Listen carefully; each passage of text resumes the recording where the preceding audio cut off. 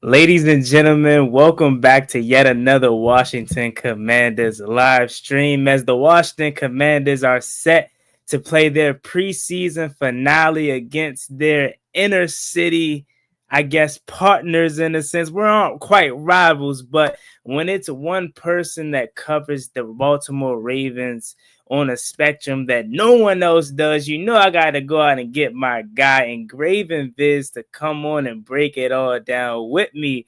Let's go and The get way that we live is not for everybody, man. Nah, that ain't it, y'all. How do you think the rest of Jaden Daniels' career is going to go? If we're, 6, 7 games into Jaden Daniels' career and he's already milking injuries? Like, Please stop saying my name, you dick riding bastard.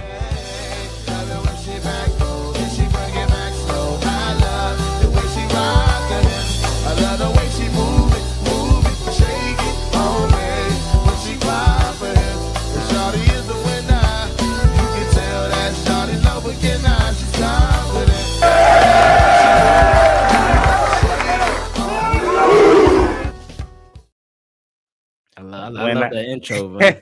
I love that intro, man. It's so fire, and then you got the go to close it out, man. Love that intro, man. I appreciate it. Thank you so much. But man, not like you need any introduction or anything like that, but I gotta give you your flowers anytime you come onto the show. My guy Ingraven Vids, when there's a person, or when we think, I should say, about Baltimore Ravens content, and I know the humbleness of you is going to take over quick, but there's not a person that comes to my mind besides you. So I thank you again, as always, for coming on, blessing the show, man. No, man, I appreciate you having me on, man. For sure, man. And then you out here moving, you out here making some moves, man. So I'm happy for you, proud of you, and just keep going, because in a space like this, like with YouTube and stuff and content creation, I mean, we all see it. Like it's so many different opportunities and stuff that could come about that we would have never thought when we first started recording ourselves talking about our favorite team, man. So keep doing what you've been doing, man. Nah, definitely. That means a lot, and definitely is encouraging and motivating for a guy of your stature to give that kind of, feedback. So I appreciate it, man. But let's waste no time and talk about our teams and our boys, man. I want to start with you all, first of all, because they hear me all the time talk about this team.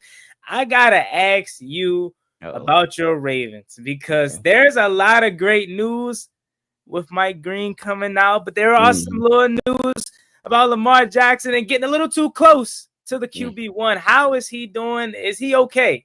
First and foremost. That's what we hoping. That's what we hoping for sure. Because when that story first came out 2 days ago, when at practice, they said first oh, Lamar Jackson, he got stepped on and his wrist and his hand was bothering him.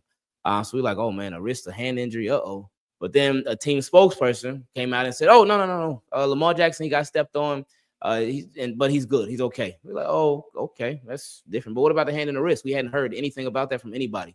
And then we were wondering, "Oh, who stepped on Lamar Jackson?" But every single beat writer, reporter, nobody said that they saw who did it. But nobody said they saw who did it, so they got to take their word for it. But at the same time, a lot of us were thinking, is it really that y'all just don't want us as fans to know who stepped on? Because Ravens fans, any fan base could be a little crazy, but Ravens fans certainly, especially when it comes to Lamar Jackson. So so that happened.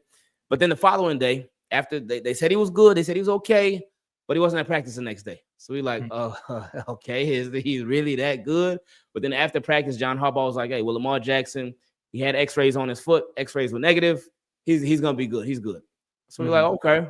But then at the same time, we're still thinking, but well, what about the hand and the wrist? So now it's just a waiting process for us as fans. John Harbaugh said he's good. John Harbaugh, for the last couple of years, he has been on point when he's giving us an injury update on somebody. There were years before that where he'd be a little shaky with it, but recently, over the past couple of years, he's been on point with it. So we got to take his word for it. But we're still just wondering, is his hand or his wrist okay? But again, we just waiting and seeing. So we waiting to see when Lamar Jackson returns to practice. The good thing about this whole thing is that it's preseason week 3. It's not week 1.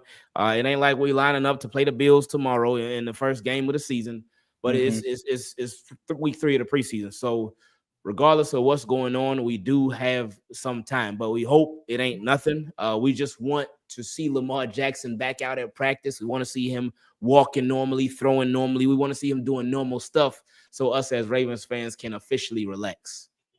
I mean, I go back to, and we're yet to reach that level of success. But when you talk about Ravens fans being crazy over Lamar Jackson, I think that's the direction that we're headed in, because this fan base after one season does not play about our quarterback as well. Yeah. So I think it's exactly what you said, though. They know who did it. They just don't want Ravens fans attacking that person, because you touching Lamar Jackson, we can't afford it. That's our season right there. That's exactly what I think it is. And I definitely wanted to talk more about, just this upcoming game, but specifically about your preseason overall. A guy that's interesting to me, before we get to the undrafted free agent, I think everybody wants to talk about, and every Ravens fan is excited about as well. I got to talk about Mr. Loop, because he has big shoes to fill. Yeah, he has really big shoes to fill, and I think he has been looking quite good thus far in camp and preseason, but I'm sure you can speak a lot more than that than me to that. Yeah, like you said, he got some real big shoes to fill. Like following in Justin Tucker's foot, that's tough, man. That's really, really tough. And even with Justin Tucker, with him being released because of all the allegations, even though Ravens said it's not because of all the allegations, I mean, we really know though. But anyway, even with him being released, like his on the field stuff, he was not only one of the best kickers for the Ravens, but he was one of the best kickers in the NFL for a long time and one of the best kickers of all time. So for you to just, 6th round pick coming in after that, especially how because it would be one thing if he got retired, if he retired. If it was one thing if Justin Tucker was, all right, you know what, I'm hanging it up, I'm calling it quits. Thanks everybody. Had a great career. But no, he got pushed out and you got pulled into his to take over for him. So that's a lot. It's a whole lot of pressure. And what the Baltimore Ravens have been doing, they've been giving him confidence boosters slowly but surely. One of the things when they drafted him in the 6th round, a little bit after that, they brought in an undrafted rookie free agent kicker named John Hoyland. They brought him in and it was supposed to be a kicking competition. But after that, before preseason even started, they cut John Hoyland. So it was like, okay, I guess it ain't no kicking competition. Tyler Loop was the only kicker on our roster. So that was a boost of confidence. In the first preseason game, he missed his first kick. And then Ravens were in a position to where they could have kicked a really long field goal, but they didn't bring him out for it. And I think they ended up punting the ball. But the next time he had an opportunity to kick a field goal, they did bring him out, and it was a longer field goal too, but he kicked it and made it. And that's the last field goal he kicked in that game. And I think that him ending the game, making his last field goal, I think that was a boost of confidence for him. And then in our game against the Cowboys, the second preseason game, he went 5 for 6 in that game, and he made a couple of 50-yard field goals. So they really been doing things to just boost his confidence. And then after that game, they were like, John Harbaugh said, hey, Tyler Loop is officially our kicker, even though we all already figured he was a kicker. He's the only kicker on the roster, but Harbaugh named him the kicker for the Ravens this year. So I just think they've been doing stuff mentally that will really just try to boost him up, really just try to give him that confidence. Because again, following after Justin Tucker, especially with the Ravens, we're not a team that's rebuilding. We're not a team that's starting from scratch. It ain't like we had a real bad season last year. We drafted super high. We got a rookie quarterback. No, this team is they trying to get to a Super Bowl.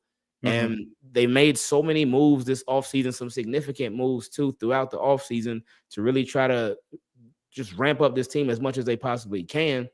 And with Tyler Loop, he's being asked to, hey, you got to get this right now from jump. You got to make them kicks from jump.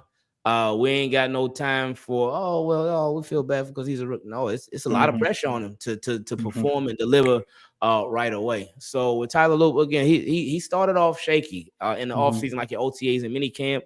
But ever since training camp started in preseason, he's been looking a lot better. Yeah, and I think when it comes to not just filling the shoes of a Justin Tucker, but Mhm. playing with a team like a Baltimore who's year in and year out going to be in close games and in the Yeah. postseason, but you need a guy that you can rely on. Right. And Mhm. to allude to your point about him getting better over time, where is your confidence at with him at this moment? Obviously, he's not going to be Justin Tucker. I don't think anybody ever will, regardless of how his Mhm. tenure ended in Baltimore. But if you just had to rate your confidence in the young Mhm. fella right now, where would it be? Um, it's tricky. It's hard to say because the preseason, it is a football environment. It's fans in the Mhm, stadium and whatnot. And he's kicked that one home game, kicked that one away game. But regular season, it's just a different atmosphere. mhm, mhm. And then especially with our regular season, we starting off Sunday night football. Yeah. So the world is watching. The bright lights will literally be on. We're gonna be in Buffalo, so it's gonna be an Mhm. away game. And them Buffalo Bills fans, they are wild. They are going Yeah. to let him have it. So I don't know what my confidence is on Tyler Loop right now because Mhm, I just want to see him in the regular season. What I'm hoping happens with him is the Ravens, they could just score a bunch of touchdowns. So he could mhm. kick a bunch of point after touchdowns. And then while the game is, I would love for us to get up to a nice size lead on the Buffalo Bills. And then he end up kicking a field goal. So that can start this again. We can still give him them confidence boosters. So it ain't got to be a pressure kick just yet, straight out the gate. Mhm. But knowing the Ravens and knowing the Bills, I can see it being a close game, but we'll see. But yeah, I think that's when I'll know what my confidence level is in him. Right now, I'm Mhm. just cooling. I'm just like I'm sort of just waiting and seeing how things go. Mhm. Watching the game tomorrow, we'll see how he does in that one. But yeah, I'm just waiting to see how he does, and then we'll go from there. Nah, for sure, man. And Mhm. I definitely, you guys are distant cousins, so I always root for the Ravens in terms of the success. So I'm hoping he is really good because I mean, you talk about the Cowboys. It's not much good about them, but they do have a good kicker in Brandon Aubrey, and Oh yeah, they do. I would dream to have something like that over here. Now, moving on to yet another guy. And this one hits a little bit different, though. I have to be honest with you because we had an opportunity to draft this guy. Ain't good. I'm good with Josh Connolly Jr. Don't get me wrong, but it coming into the pre-draft, we were mocked Mike Green as well. A lot of people Oh, thought because we needed a pass rusher, he was gonna be a guy that we could have went into, and his mom or whoever grandmother had like a Washington hat on too. oh So it really? was like pointing all signs to it. Yeah. And this is like the second player in I would say 3 years that I wouldn't say you guys took from us because Kyle Hamilton. I'm not even gonna get into that one because our front office, our former regimes, they screwed that one up majorly. But Mike Yeah. Green could have been a commander, but he is a Baltimore Raven and is wasting little time showing people that he is the Yeah. real deal. So talk a little bit about Mike Green. He been nice, man. He really has Mhm, been. I always tell people that with Mike Green, he was Ravens' second first round pick. mhm, Because he was supposed to be a first rounder, but obviously that off-field concerns that was initially there, that dropped him to the second round. And Ravens, when they first drafted out, because I just knew that the Ravens, they were not going to take Mike Green at all, like especially with all the Justin Tucker stuff floating around. And like Ravens, now they're trying to stay far away from stuff like that as possible. But when they took him, I said, oh, okay. And then they let it be known, like, hey, no, we did our research. We done talked to a lot of people, and yeah, Mike Green, he's clean, everything is good. So I'm like, all right, cool.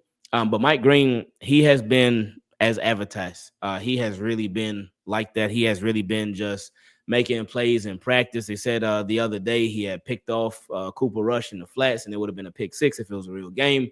But he hasn't just been one of those players that you hear about making plays in practice and making plays in training camp. When we saw him in that first preseason game against the Colts, just mhm, balling, man. Just the high motor, the bull rush, the spin move, the everything. He's just in the backfield a lot, winning a lot. And an underrated part of his game was mhm, run defense, and we got to see that. Just mhm. how he set the edge, how he just is in the backfield a ton, man. And then he followed that up in the Cowboys game and was doing a lot of the same stuff. So Mike Green has been showing that he's like that, man. And we really, really excited. Um, I was just talking to somebody about this a few minutes ago with Odafe Away. He's our top edge rusher. But with Odafe Away, I know a lot of Ravens fans, they kind of like 50-50 on Odafe Away. But with Odafe Away, he was a first-round draft pick. Now he's on a 5th-year option, so this contract year for him. So we're hoping that he does his thing and really goes crazy with it. But with Odafe Away, Ravens drafted him, and he was very, very raw. He was not productive in college, and he had just started playing football. He hadn't been playing football too much longer before college. So he's very, very, very raw. Ravens drafted him based off how athletic he was. He's like a 6'5" guy, ran like a 4.4, I think, something like that. But he's really fast, tall, big, just a monster. And Justin Houston, who we used to have on the squad, he said that he called him a Madden created player. So with Odafe Away, just watching him develop, how the Ravens had developed him over time and to being a much better pass rusher than he started off as, it's like, oh, that's really, really good. Just to watch how he grew, especially from being so raw to being to where he is now. So that makes us that much more excited when it comes to a Mike Green, because Mike Green did produce in college. Mike Green already has a nice set of pass rush moves. So being the fact that the Ravens have him and he's already this established and he's going to continue to be developed is super, super exciting. So we expect Mike Green to be really, really special. Yeah, I think he's going to be an absolute stud. I mean, and then you add him to a room already with, like you said, Odafe Owe and Calvin Noy as well, being the veteran presence in that room. And David Ajabo, who, if correct me if I'm wrong, was the person that got the clean shot on Anthony Richardson back in the preseason week 1. So, I mean, a second-year defensive coordinator in Michael Orr, I think the defense could be headed into a very good situation in terms of your front seven. We already know about the secondary. Like, I would love to have a secondary as complete as you all have, because it's like, it's a true, and I don't mean to be cliche because it's already was kind of trademarked with the Broncos years ago. But when you think of a no-fly zone in this day and age, I would be remiss to not mention the Baltimore Ravens. I mean, and we can even go there. Obviously, we know what Kyle Hamilton is. We know what Marlon Humphreys is and whatnot. But adding Jair Alexander and Malachi Starks, just talk about the excitement level of having those two additions to that secondary. Oh, man. We excited for Jair Alexander. He has missed practice since like August 8th or 9th, but he's getting closer to returning. And we knew, like, going into this season, especially with his recent injury history, we knew there was a chance that he could possibly miss some time. And I tell people, I don't expect him to be a full-time outside corner, from jump. I would expect it to be like a ramp-up period for him and the Ravens, just to see how his body responds to practice, how his body responds to the games and stuff. But we also got Chidobe Awuzie. So we got, like, backup just in case. And still Nate Wiggins and Marlon Humphrey. But, yeah, Malachi Starks, who you mentioned, he's been nice. He's been really, really nice. He's been everything is advertised. We keep hearing about him in practice. We keep hearing about him from training camp and stuff. But then when we've gotten to see him in the games, he's delivered. Because now what John Harbaugh's been doing too, which I appreciate, in the preseason games, he'll play him for a drive, and that's it. And then he'll take him out. The second preseason game, played him for a drive, and then he took him out. We never saw him again. So I like that because in both plays, in both games, he ended up making a play in just a short amount of time that he was out there for. So I'm excited to see him next to somebody else who you brought up earlier, that being Kyle Hamilton. And he has been crazy good for the Ravens. He has just been amazing. A do-it-all safety. I remember with Kyle Hamilton, his rookie year, he started off a little shaky. He started off a little bit slow, and it was a little bit rocky. But once he got going, he never looked back. And I always tell people, like, he is the best safety in the world, man. He is really one of them guys, man. He is like that.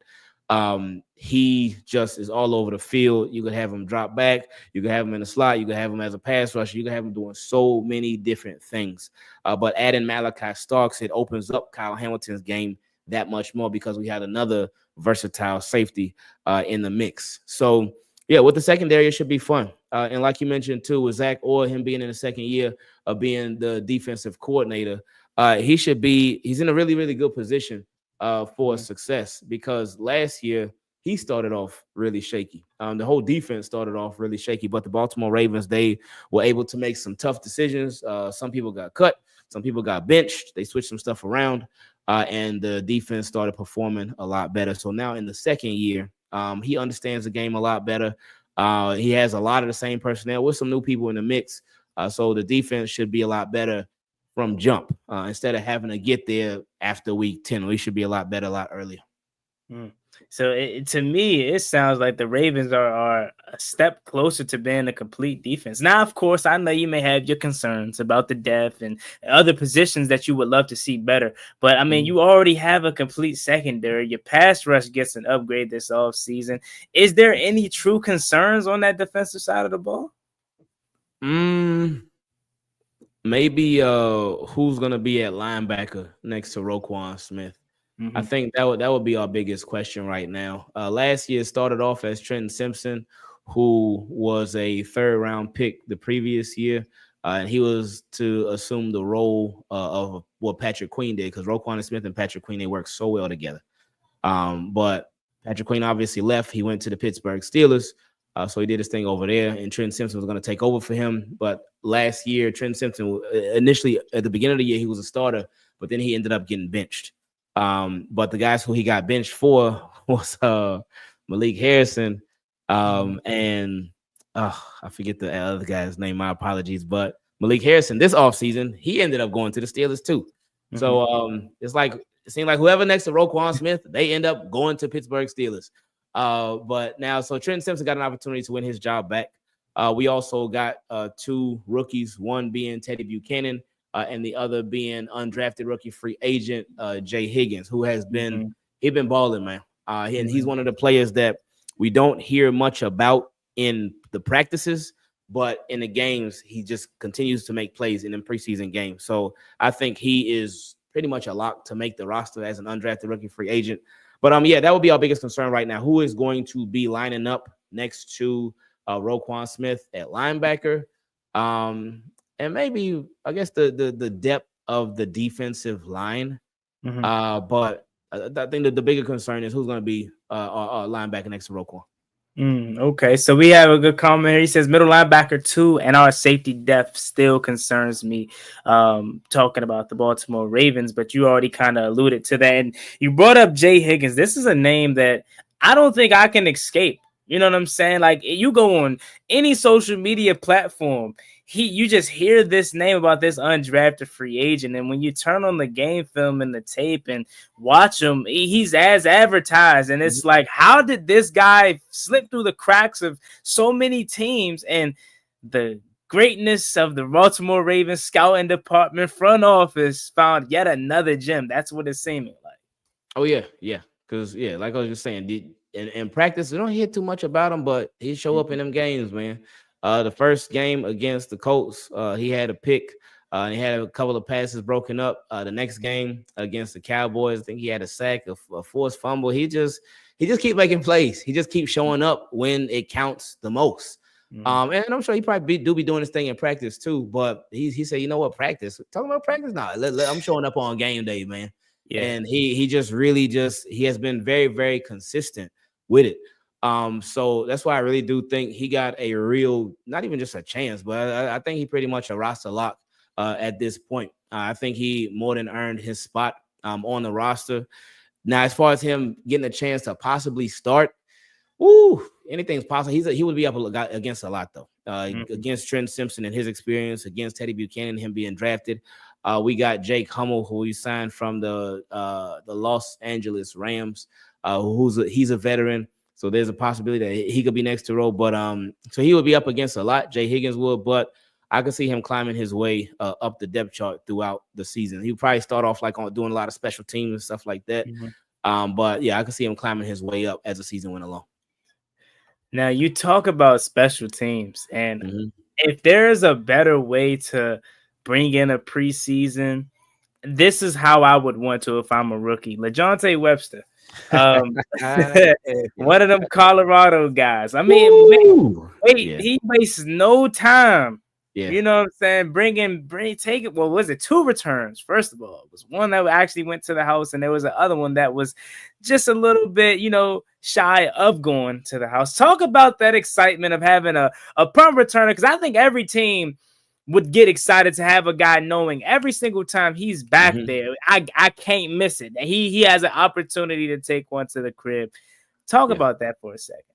It's special, man. It really, really is special, because I feel like that has been an underrated part of the Baltimore Ravens that's been missing for years. Somebody who is a legitimate threat as a return man. We've had amazing offenses. We had some excellent defenses. But special teams, well, we've had a great kicker for the most part. I know with Justin Tucker, even though these last couple of years he's sort of been on this like downward slope, but still kicking units they've been pretty good overall. But at return, there's been a lot of inconsistencies there in the return game. We had a lot of different people back there, but just again a lack of consistency. So with LaJohntay Wester, he looks like he can bring that. And again, like you said, in that first preseason game, his first punt return, it looked really, really good. And it got like 20 yards, something like that. But it looked really, really good. It was like, okay, this guy, he got something. And then that second one, he took it to the crib over 80 yards. I said, oh, yeah, that's the real deal right there. And that's exactly where we expected him to make his mark for the Baltimore Ravens. Not at wide receiver, because the Ravens, which we're very, very grateful for, because we done been through it. But at wide receiver, we good at wide receiver. And we got a lot of depth there at wide receiver. Quality starters, nice depth.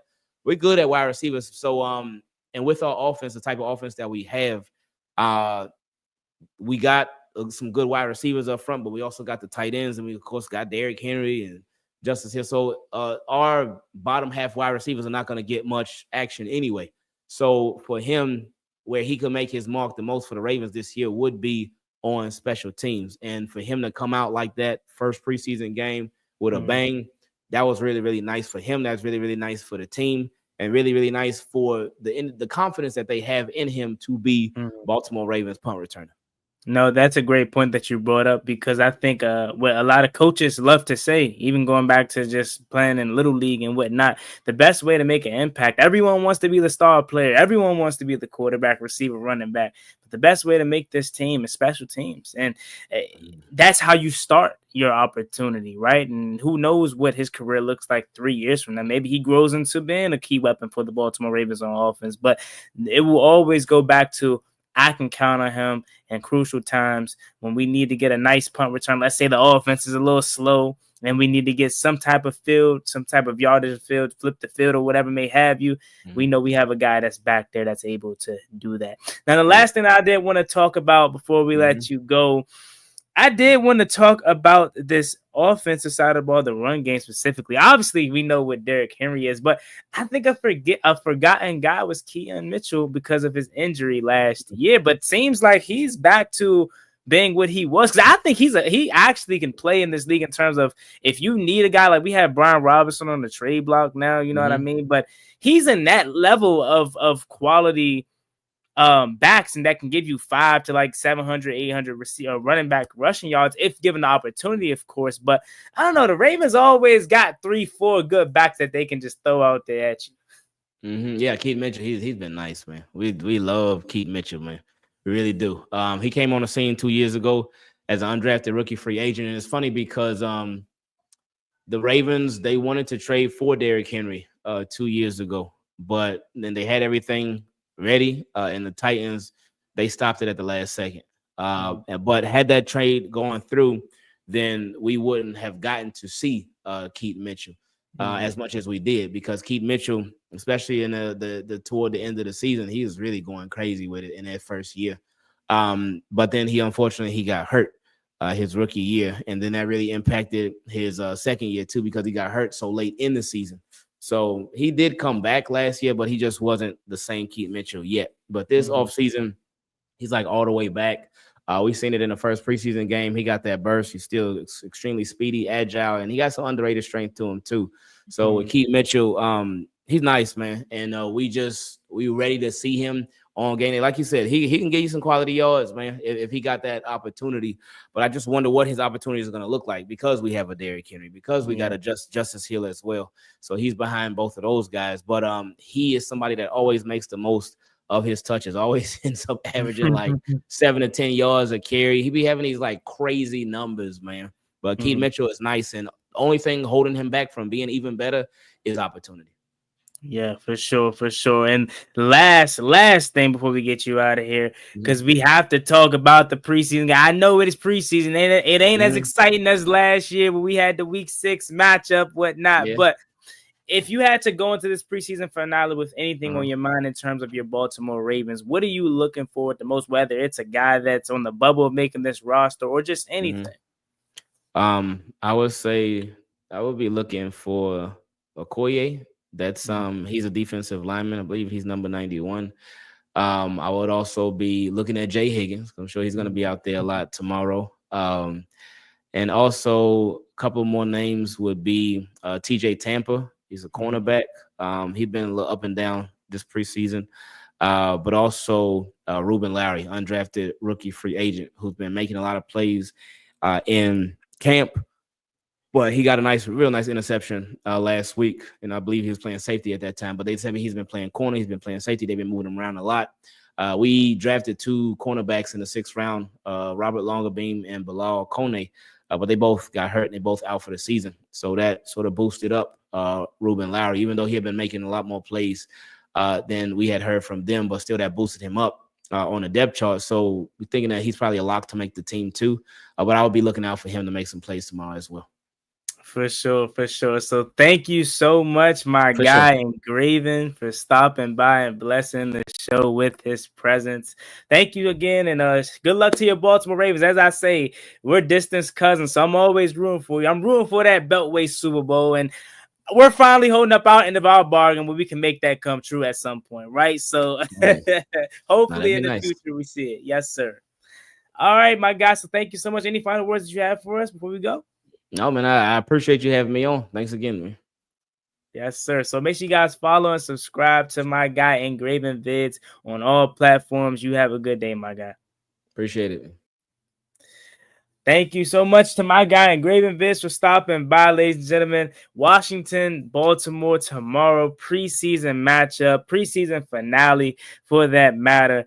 And it's going to be an interesting game, to say the least. Obviously, we know not many starters are playing, if any starters are playing for that matter, for both sides of the ball. But the Washington Commanders do have some key pieces that they are interested in watching and looking at. Whether it's, I think Bill was actually going to give quite a bit of opportunities to show what he can do, because you got Brian Robinson on the trade block. You're not playing Austin Eckler, so you got to go with Chris Rodriguez and Bill. So I think he's a guy that's going to get extensive work as well alongside Chris Rodriguez. Kane Madrano is another name that I'm interested in seeing and looking at how he pans out as well. Looking at that defensive line, who had a nice showing versus versus the Cincinnati Bengals as well last week. So there are quite a bit of things to look at the most come this weekend. I really want to see who gets a great opportunity on Saturday